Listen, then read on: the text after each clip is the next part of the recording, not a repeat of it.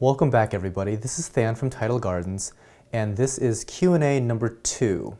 So we're now up to 2,000 subscribers, which is still kind of mind-blowing considering that it seems like only a few weeks ago that we were at 1,000 subscribers. If you haven't seen Q&A number 1, please click the annotation above, and that'll take you right there. A question I get all the time is, what camera do I use? The camera that I shoot with is a Canon 5D Mark II, and I only own 2 lenses for it, a 24-105 and a 100mm macro. And so I'm gonna guess that the vast majority of the shots that I take are with the 100mm macro. When I was originally shopping for cameras, I was choosing between this one that had the movie feature and one that didn't. It's crazy to think what would have happened had I chose the other one that didn't have this movie feature, considering that now so much of what I do revolves around video. So after doing my 2 videos on photographic technique and post-processing, I get a lot of questions now about camera recommendations. And I can't be too helpful on that because honestly I haven't really used that many cameras. What I can tell you though is that the vast majority of cameras out there greatly exceed our ability to use them. The least expensive cameras out there are perfectly capable of taking wonderful images, or wonderful movies even. My recommendation is actually just to get something that you can afford, something relatively inexpensive, and take 10,000 shots with it. But here's the key. When you take those 10,000 photos, study every single shot you take and try to figure out what could have been done to make it better. So in some instances, perhaps using a different aperture would have been better. Maybe you missed focus altogether. When you critically analyze all of the shots that you take, it really makes you a much more skillful photographer in the future.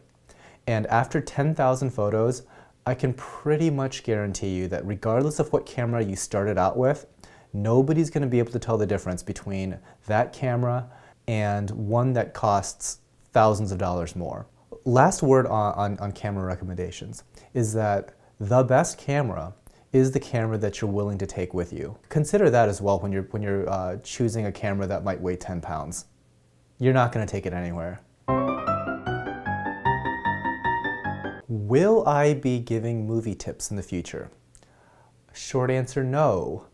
And the reason is, I would do the topic no justice whatsoever. I am such a noob when it comes to this entire field of videography and video editing. Really, if you're interested in this subject matter, there's probably 100 other channels worth watching before this one. So having said that, I can give 2 bits of advice. So the first thing is, if you really want to delve into videography, find something inspirational. Find a particular shot that makes you wonder, how on earth did they do that? And then dig into it. Figure out exactly how they did that. And chances are, it might be much lower tech than you think. Which leads me to my next point. Shoot with what you have. It'll get you 90% of the way there. That remaining 10% you can spend basically infinite funds on. So don't even worry about those shots. Some shots are going to be just out of your reach. Don't worry about those. Focus on the shots that you can get and practice those. And you'll be surprised at what kind of compositions that you're actually going to be able to put together with the equipment that you currently have.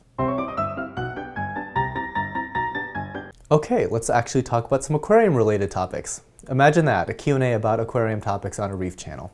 I'm a big proponent of doing water changes. The more the merrier, and large volumes, sure, let's do it. I actually, when I started putting this greenhouse system together, I was on the other end of the spectrum. I didn't really do very many water changes. I think I was under the impression that because of the large volumes that we were working with, that they're pretty resistant to chemical changes, and I didn't have that many stony corals, for example. So there wasn't even that much of a need to replenish a lot of elements. Once we started to ramp up the water changes, there was a pretty big difference. Nowadays, we do about 400 gallons of water changes per week. The other thing is, think of it this way. Our systems have hundreds of corals in every single one of them. A water change is the least expensive and most effective form of maintenance that we can do. So if that water change saves one coral, it's basically paid for itself. And skimping on a water change to save a couple dollars here and there, it's probably not worth it. Lighting is a really hot topic in this hobby, and for a good reason. I think that there is a mystique about lighting technology, and I am an early adopter of lighting. So getting back to the original question, is a particular lighting fixture intense enough to grow corals?